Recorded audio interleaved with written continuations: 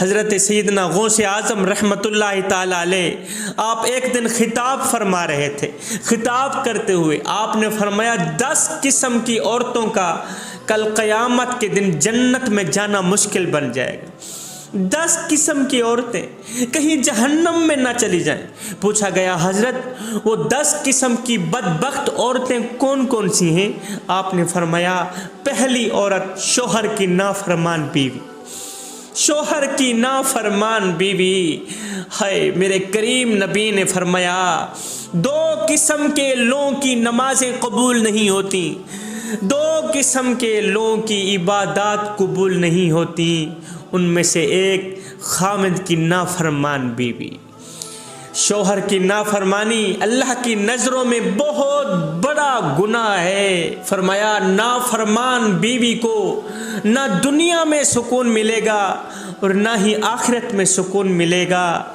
شوہر کی خدمت عورت کے لیے سب سے بڑی عبادت ہے. شوہر کی فرما برداری عورت کے لیے جنت ہے. شوہر کی فرما برداری عورت کے لیے دنیا میں بھی سکون، آخرت میں بھی سکون ہے. میرے کریم نبی نے فرمایا جب بیوی شوہر کی نافرمانی کرتی ہے، نافرمانی کرنے کے بعد شوہر کو ستاتی ہے، تڑپاتی ہے، تو پتہ ہے جنت کی حورین اس بدبخت عورت کو کیا کہتی ہیں؟ کہتی ہیں او تیرا ستیہ ناش ہو، او بدبخت عورت، اس اللہ کے نیک بندے کو نہ ستا، نہ تڑپا اسے، یہ تیرے پاس چند دن کا مہمان ہے، یہ تو ہمارے پاس آنے والا، کچھ دن بعد یہ تو ہمارے پاس آنے والا ہے، ہماری امانت ہے تیرے پاس، تو کیوں اسے ستا رہی ہے؟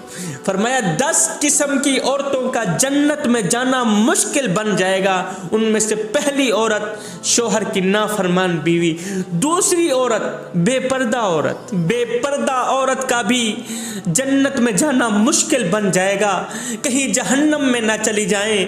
ہائے آج جو لڑکیاں کہتی ہیں جی پردے کا کیا، ہمارا دل تو پاک ہے، ہمارا دل تو صاف ہے، ہمارا ذہن تو صاف ہے. میں کہتا ہوں میری بہن تیرا دماغ کتنا بھی صاف ہو جائے، تیرا دل کتنا بھی پاک ہو جائے، فاطمہ بنت محمد سے زیادہ پاک و صاف نہیں ہو سکتا. سن پردے کا حکم فاطمہ کو بھی دیا گیا تھا. میری بہن اگر تو بہن ہو کے قرآن پڑھے تو عمر کی تقدیر بدل دیتی. اگر تم ماں ہو کے قرآن پڑھے تو بیٹا نیزے کی نوک پہ قرآن سناتا ہے، تو سمٹ جائے تو معاشرہ پھیل جائے گا. جب مائیں ام الخیر جیسی تھیں تو بیٹے حضرت سیدنا غوث اعظم جیسے جنم لیا کرتے تھے. جب مائیں سیدہ فاطمہ الزہرا جیسی تھیں تو بیٹے امام حسن امام حسین جیسے جنم لیا کرتے تھے.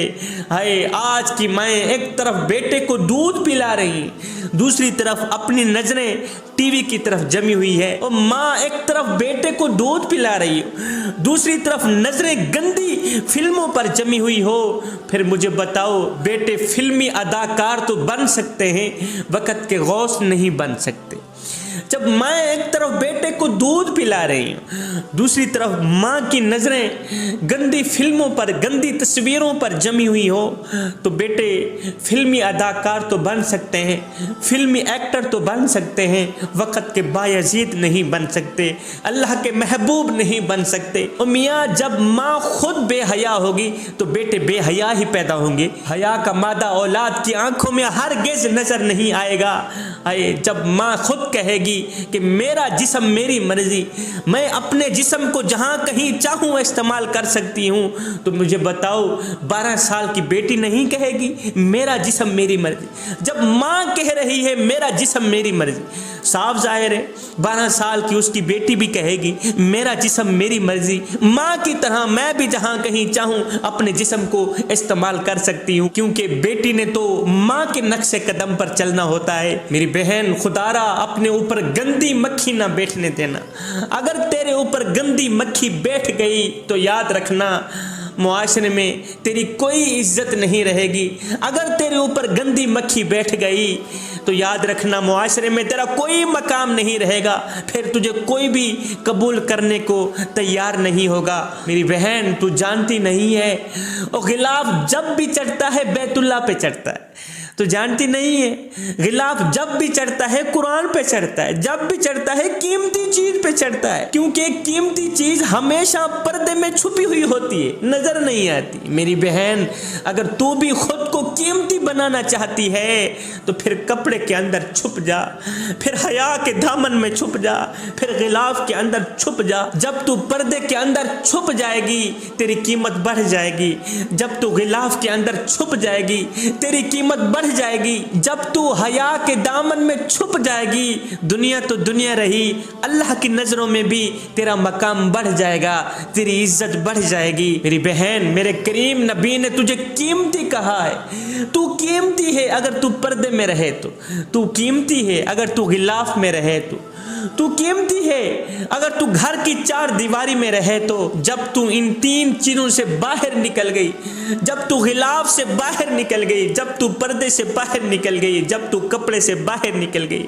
جب تو حیا کے دامن سے گھر کی چار دیواری سے باہر نکل گئی، جب تیرے اوپر گندی مکھی بیٹھ گئی، پھر یاد رکھنا تو عزت کے قابل نہیں رہے گی، پھر معاشرے میں تیری کوئی عزت نہیں ہوگی، کوئی مقام نہیں ہوگا، پھر معاشرے میں تجھے کوئی بھی قبول کرنے کو تیار نہیں ہوگا۔ میری بہن، یہ برقع تیری آبرو کا پہرا ہے، تیرے گھر کی چار دیواری تیرے حیا کا تیور ہے۔ اگر تو پردے میں رہے تو معاشرے کو عزت ملے گی، اگر تو غلاف میں رہے تو معاشرے کو عزت ملے گی، معاشرے کی بیٹیوں کو عزت ملے گی۔ فرمایا 10 قسم کی عورتوں کا قیامت کے دن جنت میں جانا مشکل بن جائے گا، کہیں جہنم میں نہ چلی جائیں۔ ان میں سے پہلی عورت شوہر کی نافرمان عورت، دوسری بے پردہ خاتون، تیسری لوگوں کے سامنے تیز زبان چلانے والی عورت، لوگوں کے سامنے بولنے والی عورت، چوتھی ہر وقت ہر گھڑی ہر لمحے موت مانگنے والی عورت، پانچویں دین کا مذاق اڑانے والی عورت، چھٹی چغل خور عورت جو یہاں کی سنتی ہے وہاں لگاتی،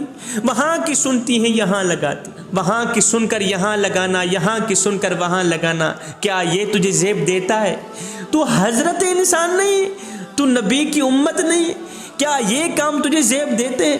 چغلی کرنا تجھے زیب دیتا ہے؟ کیا غیبت کرنا تجھے زیب دیتا ہے؟ کیا دوسری عورتوں کے مردوں کے سامنے عیبوں کو اچھالنا تجھے زیب دیتا ہے؟